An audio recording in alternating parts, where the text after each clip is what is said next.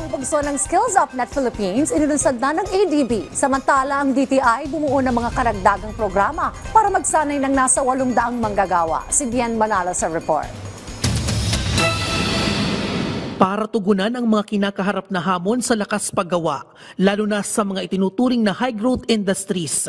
Formal nang inilunsad ng Asian Development Bank ang Skills Up Net Philippine Phase 2. Katuwang dito ang Technical Education and Skills Development Authority, Department of Trade and Industry at Philippine Trade Training Center Global MSME Academy.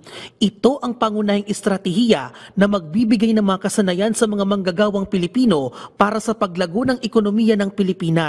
Ang lakas paggawa ay tumutukoy sa kakayahan ng tao sa produksyon ng kalakal o serbisyo. This event really, I think, reaffirms our shared commitment to equipping Filipino workers with the skills they need to thrive in a rapidly evolving job market. We do training for this, for the MSME so that they can really become better at their skills and better also yung they learn more so that they can also work in other industries or industries that are thriving. Dahil sa tagumpay ng Phase 1 na nagbigay ng mahigit 15 milyong pisong grants sa 5 employer networks na nakapagsanay ng mahigit 600 manggagawa, layunin ng SunPH2 na pag-ibayuhin pa ang magandang epekto nito sa mga karagdagang sektor at rehiyon. Bumuo naman ang DTI ng mga karagdagang programa para sa pagsasanay ng mahigit 800 manggagawa. Sa second phase, tututukan ang 6 na pangunahing sektor na malaki ang ambag sa ekonomiya at job opportunities.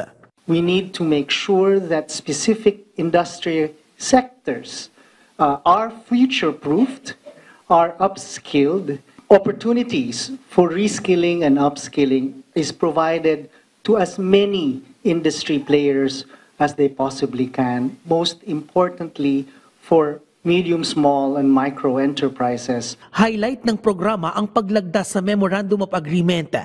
Ito ang collaborative effort na magpapalakas sa mga micro, small, and medium enterprises sa bansa. Truly, the sun comes out not tomorrow but today.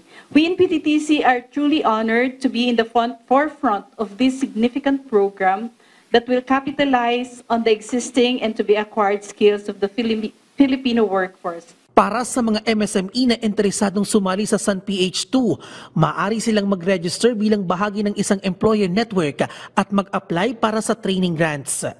Bien Manalo para sa Pambansang TV sa Bagong Pilipinas.